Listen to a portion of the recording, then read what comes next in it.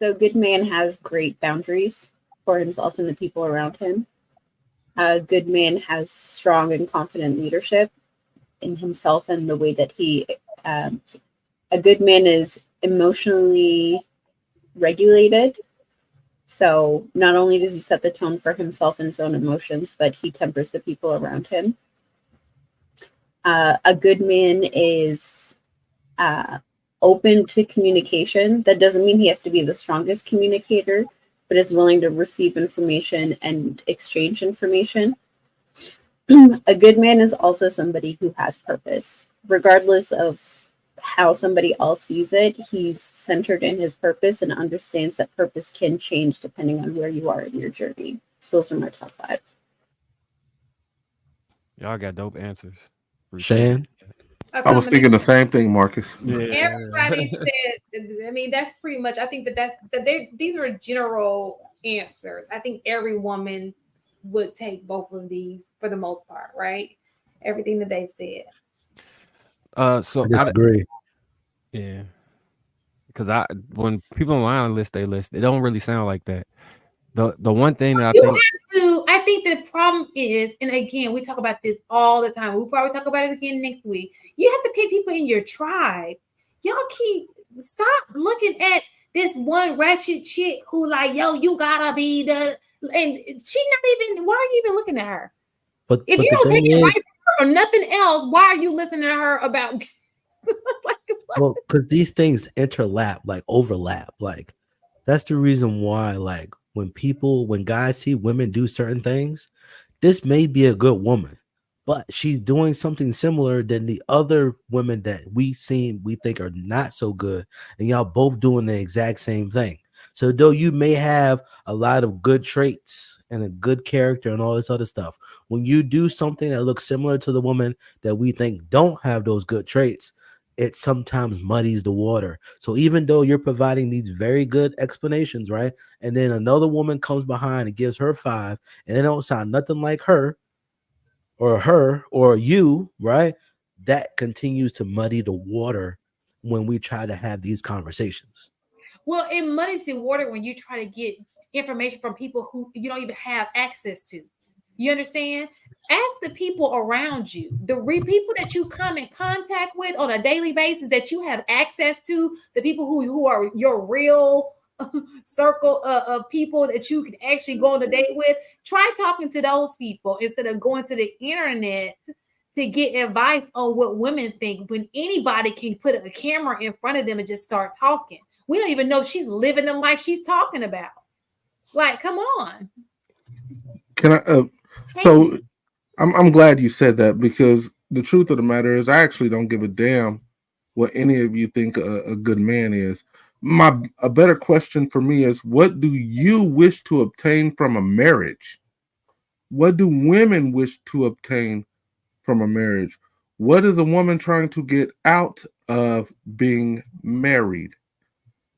Because in order to address what was said in that video, I think the better question is what is it that women want?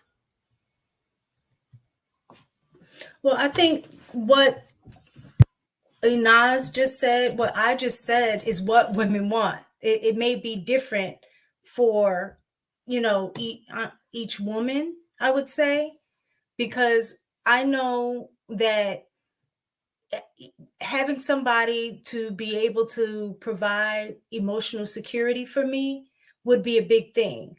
But somebody else may not, that's not something that they would necessarily need. That might not be in their top five. So I think, to kind of speak to Shan's point, everything that Ina said for what she needed, I happen to agree. But just for conversation's sake, it those things that she listed may not necessarily be in my top five. So the person that she chooses is going to look different than a person that I choose. And I think that's what Shan was saying, is that a lot of times we'll have this idea of saying what it is that we need as a woman or as a man, but then end up with somebody that doesn't do that. So if I said I need emotional security, but then I have somebody who is not in touch with their emotions or don't know how to regulate their emotions or anything like that, then that wouldn't be a good match for me.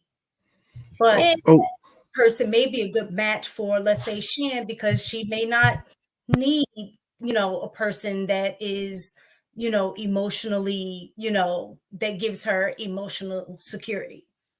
You know what's so funny about, and this is the thing what men don't understand, especially when it comes to the cheating component, right? Because I've never been big on cheating, but the problem is this: when we talk about provision, right? And when you go out and you feel like it's okay to cheat, what you're doing is you're inviting drama into your household, right? Because you can cheat with the wrong person. Now she's slashing your wife tires, your kids in danger, this bitch crazy because she love you, she emotional roller coaster. And so that now you're putting your family in a situation all because you cheated. It's never just you cheated. It's always other things going on behind the cheat. Yeah, you had sex with her, but then y'all start developing, you're talking to her more often. It's so much that goes along with that. Outside of poly, we're not talking about that part. We're talking about cheating. And so that also hinders the provision, right? The protection of the family. All that makes a difference.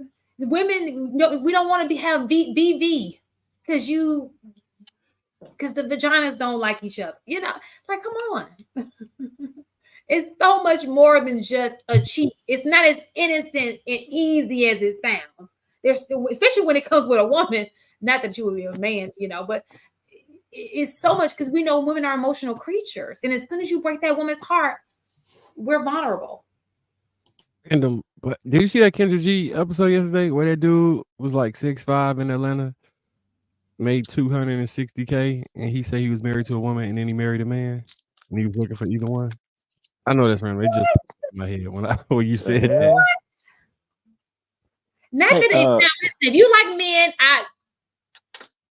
that's you. But I'm talking to the men who like women. Yeah, for the men that like men, this ain't your part of the show.